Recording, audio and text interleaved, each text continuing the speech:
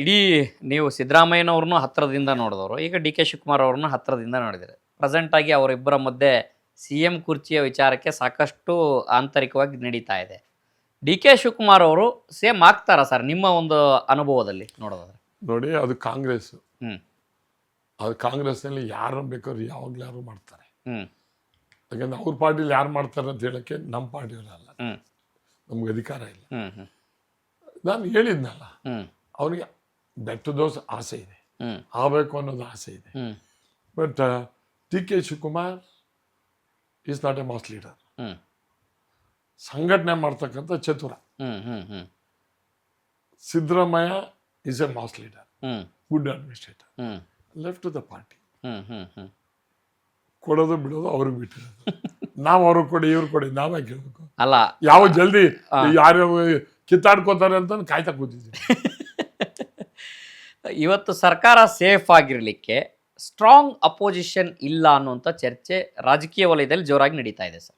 ನೋಡಿ, ಅಪೋಸಿಷನ್ ಇಲ್ಲ ಅಂತಕ್ಕಂಥದ್ದು ಇಲ್ಲ, ಅಪೋಸಿಷನ್ ಇದೆ. ಹ್ಮ್ ಈ ಮಾತಾಡೋರಲ್ಲಿ ಒಪ್ಕೋತಾ ಇಲ್ಲ ಯಾರು.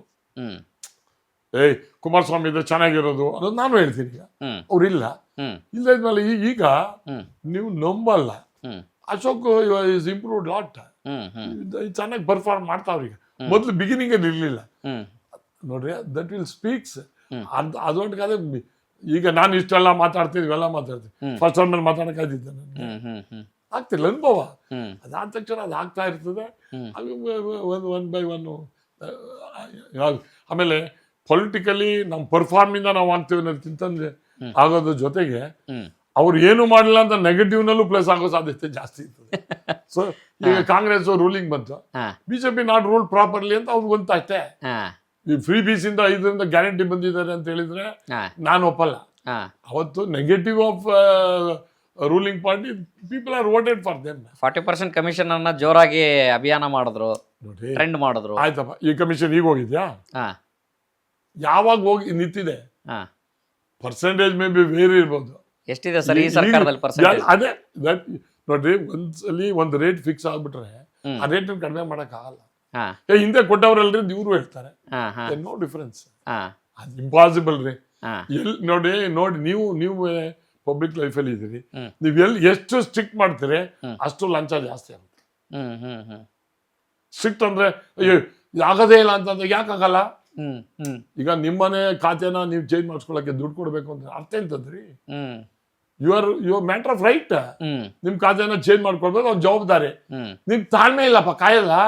ಜಲ್ದಿ ಮಾಡ್ಕೊಡ್ರಿ ಅಂತ ಹೋಗ್ಕೊಡೋದು. ಹ್ಮ್ ಈಗ ಪಿಕ್ಚರ್ ಅಲ್ಲಿ ಹ್ಮ್ ಫಸ್ಟ್ ಶೋ ಸೆಕೆಂಡ್ ಶೋ ಆಗ್ತಾರೆ. ಹ್ಮ್ ಮೊದಲೇನೆ ಟಿಕೆಟ್ನ ಈ ಬ್ಲಾಕ್ ಇದರಲ್ಲಿ ಕೊಟ್ಟಿರ್ತಾರೆ. ಶೋ ಸ್ಟಾರ್ಟ್ ಆಗೋದೇ 2:30. ಅಲ್ಲಿವರೆಗೆ ಕಾಯ್ಲೇಬೇಕು. ಮೊದಲು ಟಿಕೆಟ್ ತಗೊಳ್ಳಿ, ಸೆಕೆಂಡ್ ಟಿಕೆಟ್ ತಗೊಳ್ಳಿ. You are entitle for only for 2.5 ಗಂಟೆಗೆ ಮಾತ್ರ. ಹಾ ಹಂಗೆ ನಿಮ್ ಜನರಿಗೆ ತಾಳ್ಮೆ ಇಲ್ಲ ಅಂತ.